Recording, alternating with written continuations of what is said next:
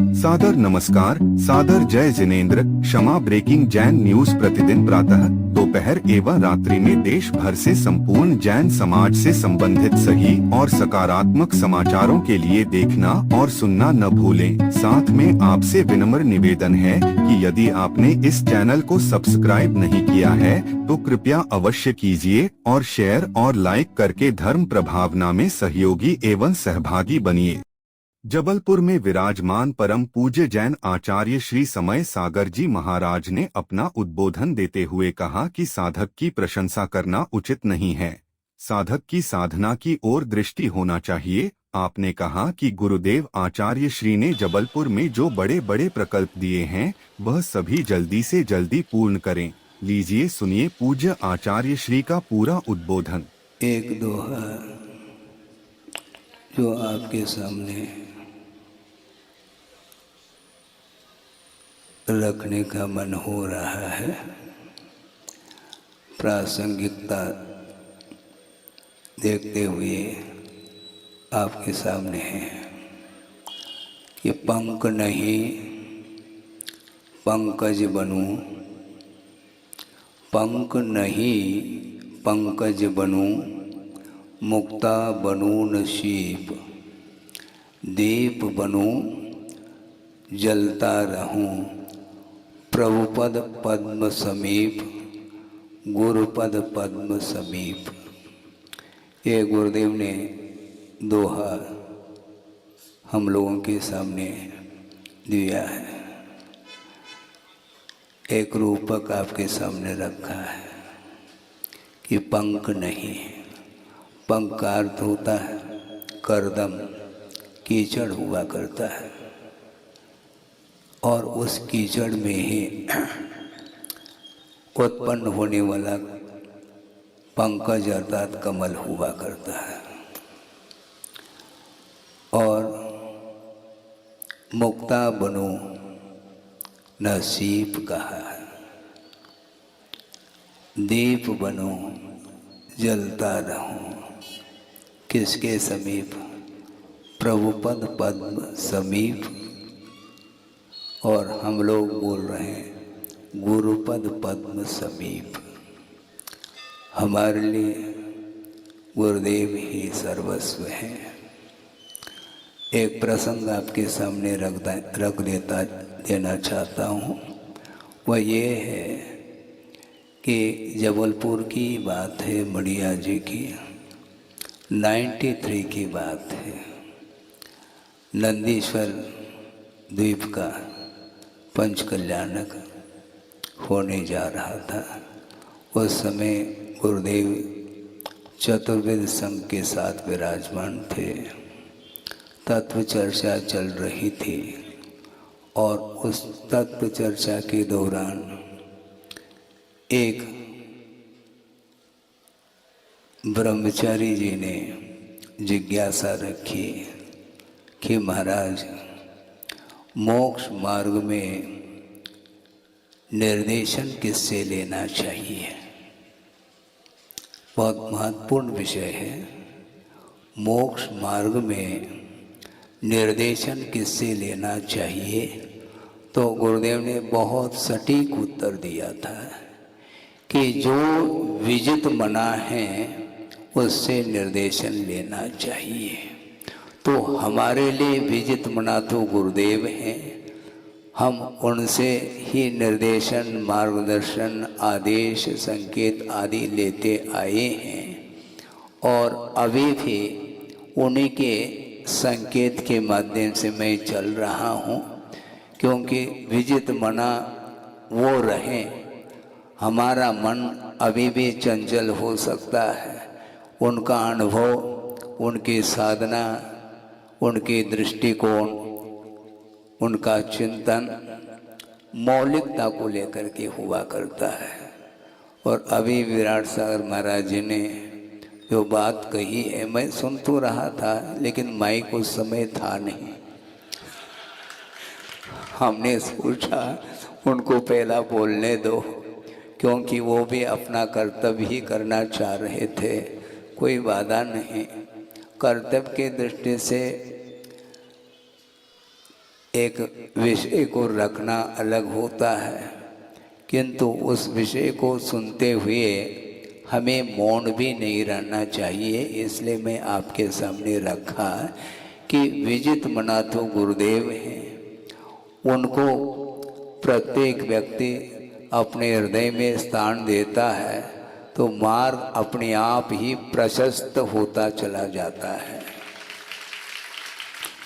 हमने कई बार प्रवचन के दौरान कहा है, क्योंकि इन दिनों में बार बार वही विषय वही विचार मन में आते हैं, क्योंकि जिनके सानिध्य में 40 साल में रहा और उनकी आज्ञा से लगभग 10 साल बाहर भी रहा, और उनके सानिध्य में रह करके हमें जो प्राप्त हुआ है उसको कैसा भुलाया जा सकता है।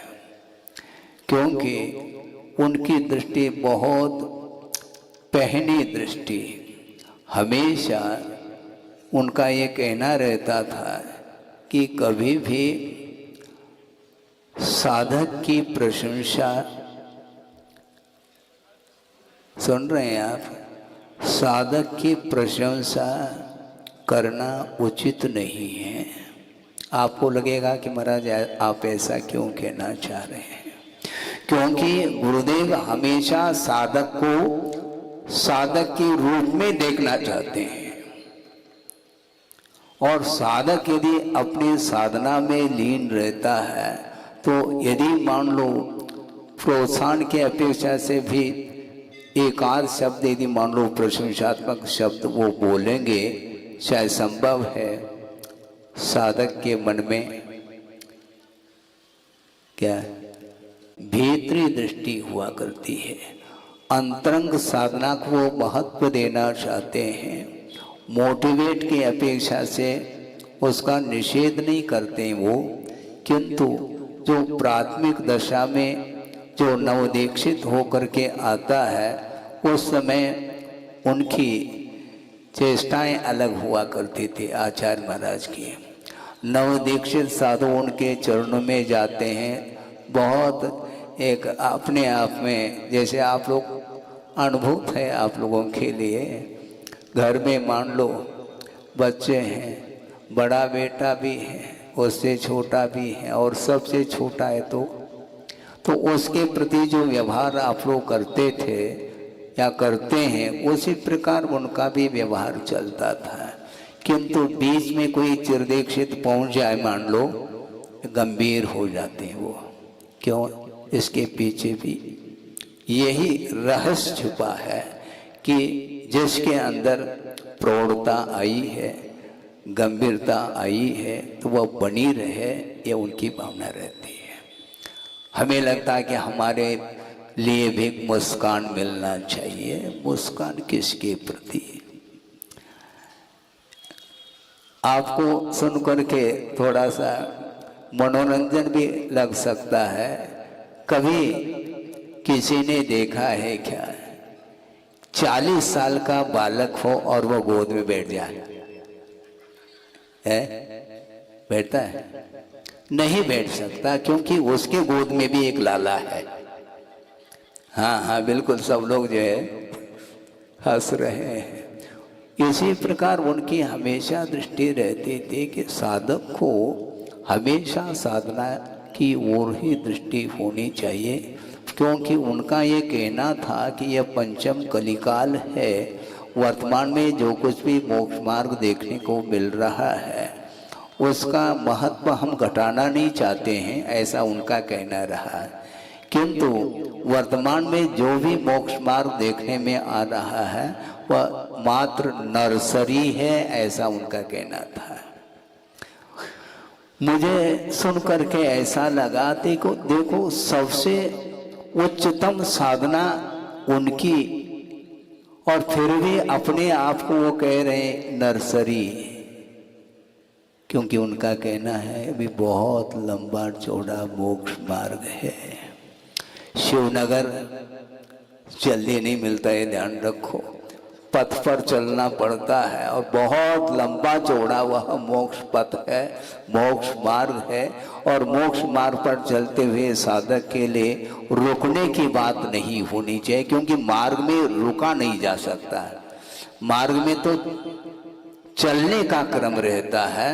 जब तक मंजिल की प्राप्ति नहीं होती, जब तक निर्वाण का लाभ नहीं होता, तब तक आहारण्य से चलने की बात करो, रुकने की बात मत करो, ऐसा उनका कहना है। इसलिए उनकी साधना इतनी उच्चतम साधना होते हुए भी अपने आप को वो ये कहना चाहते हैं भैया ये तो बिल्कुल प्रारंभिक भूमिका है। इसलिए उनका ये कहना रहा कि वर्तमान में श्रवण है, साधना करता है, और शरीर के ऊपर यदि मान लो एक मच्छर भी बैठ जाता है तो उड़ाया तो नहीं मान लो ठीक है, लेकिन उड़ाने का मन में भाव आ सकता है। इतने छोटे से मच्छर के बैठने से विकल्प हो सकता है। और यदि मान लो सामने शेर आकर के खड़ा है, उस समय तुम क्या करोगे? हमें कुछ नहीं करना, उसी को जो करना है वो करेगा, और क्या करेगा। उनका ये कहना है क्योंकि सुदूर जंगल में जहाँ पर वन्य पशु विचरण कर रहे होते हैं, दिन में नहीं रात दिन उसी स्थान पर रह करके निरीहता के साथ, निर्भीकता के साथ साधना में रत रहते हैं। एक दिन नहीं, 2 दिन नहीं, बरसों निकल जाते हैं, किसी के साथ कोई परिचय नहीं है। आप परिचय की बात करते हैं, एक दूसरे को परिचय देते हैं, यहाँ तक कि नमोस्तु बाद में करते हैं, पहले परिचय देते हैं, महाराज हम अमुक स्थान से आए हैं। करते हैं कि नहीं? होता है ये। उनका भाव हम पढ़ लेते हैं, होना भी चाहिए, ठीक है, ताकि उस दृष्टि से हमारी ओर निगाह भी तो हो महाराज का।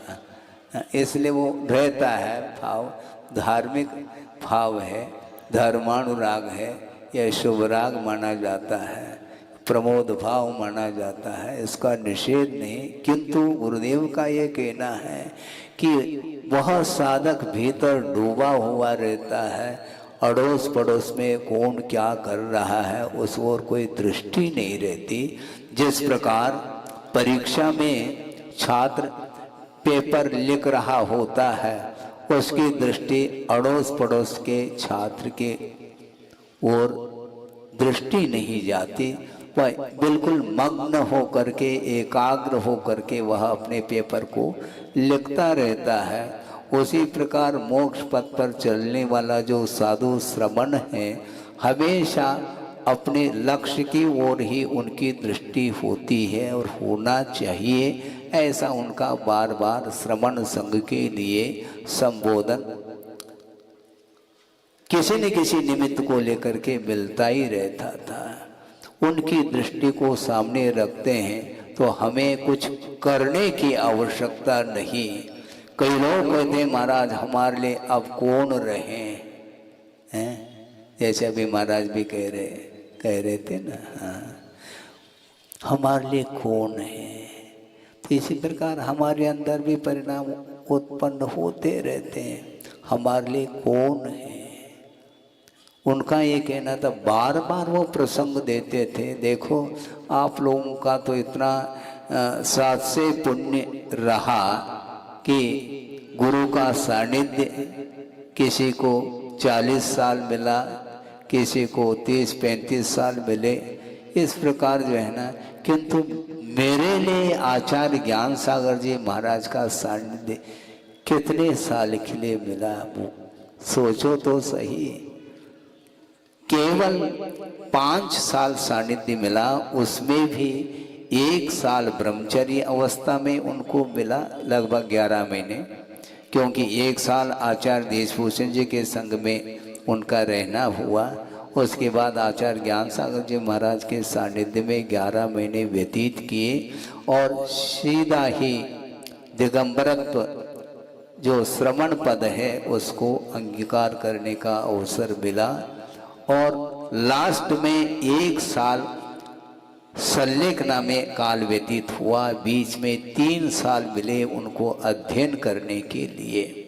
3 साल में कन्नड़ भाषा भाषी होकर के संस्कृत, प्राकृत, हिंदी आदि विभिन्न भाषाओं को प्रवेश उन भाषाओं में करना कैसा संभव है। और गुरुदेव के आचार्य ज्ञान सागर जी महाराज के सानिध्य में ही उन्होंने रचना करना प्रारंभ कर दी थी। अब सोचो, विचार करो, केवल 3 साल सानिध्य और उनका कहना आप लोगों के लिए कितना सानिध्य मिला। और अभी भी तुम कहते हो हमारे लिए हमारा क्या होगा क्या होगा क्या होगा क्या। श्रद्धान मजबूत बनाइए, उनका कहना था बिना श्रद्धान के, बिना आस्था के मोक्ष मार्ग चलने वाला नहीं। बहुत विपरीतताएं चारों ओर देखने को विपरीतताएं मिलेंगी। इसके उपरांत भी मन को स्थिर करके, मन के ऊपर नियंत्रण रखते हुए आगे बढ़ना है। इसी को बोलते हैं संयम है। उन्होंने ये कहा था कि वो आजकल तो नहीं मिलते, तांगा जानते हैं आप? तांगा है, राजस्थान में बहुत मिलते थे वो। और वो उसके कितने लगाम होते, एक तो मुख में लगाम है और हाथ में तो हाँ शाबुक हंटर जिसको बोलते हैं, और आय लगाम। साइवान अलग है। साइवान तो केवल नीचे देखने के लिए कहा कि आय लगाम का अर्थ दोनों आंखों के सामने यूं पट्टी बांधी जाती ताकि इर्द गिर्द वह देख ना सके, केवल सामने ही उसकी दृष्टि बनी रहे। इसको लेकर के वह लगाम लगाया जाता। उसी प्रकार उनका कहना है इधर उधर देखो नहीं, सामने देखो, पीछे भी मुड़ करके नहीं देखना, सामने देखो, 4 हाथ देखते हुए चलना है, इधर उधर नहीं देखते, ईर्ष्या समिति के अनुरूप चलना है। जीवों की विराधना अपनी प्रवृत्ति के द्वारा न हो, इसको ध्यान में रखते हुए चर्या का पालन किया जाता है। इस प्रकार उनका बार बार संकेत हम लोगों को मिलता था। इसलिए मैंने सोचा कम से कम ये संकेत हमारे लिए जो मिल रहे हैं वो स्टोर होता चला जाए सारा का सारा विषय। इसलिए हम तत्काल हम प्रयोग करते थे, क्योंकि उनका यही कहना था कि सुनाने के लिए तो प्रतिदिन समय मिल सकता है, किंतु मेमोरी का विषय होना चाहिए, सारा का सारा विषय वह स्मरण में बना रहे, ताकि परोक्ष में भी उतने ही सावधानी के साथ जिस प्रकार प्रत्यक्ष में चर्चा की जाती है गुरु के सामने, उसी प्रकार उनके परोक्ष में भी उससे भी बढ़कर के साधना में उतरना है। इसलिए निरंतर मन को चलायमान नहीं करते हुए, उसको नियंत्रण में रखते हुए यदि आप चलेंगे तो निश्चित रूप से वह गंतव्य प्राप्त हो सकता है। हाँ, समझ लिया आपने? शार्ट में हमने कह दिया, क्योंकि हमें ज़्यादा लंबा चौड़ा करना, विस्तृत नहीं कर सकते हम, संक्षेप में हम बोलते हैं, क्योंकि संक्षेप में ही बोलने के लिए उनका भी बार बार संकेत रहता था कि हमें ज़्यादा शब्दों का प्रयोग न करना पड़े, अल्प शब्दों में ही सारभूत जो विषय है वह सामने आ जाना चाहिए, जिसके माध्यम से श्रोताओं को भी वह विषय स्पष्ट हो सके।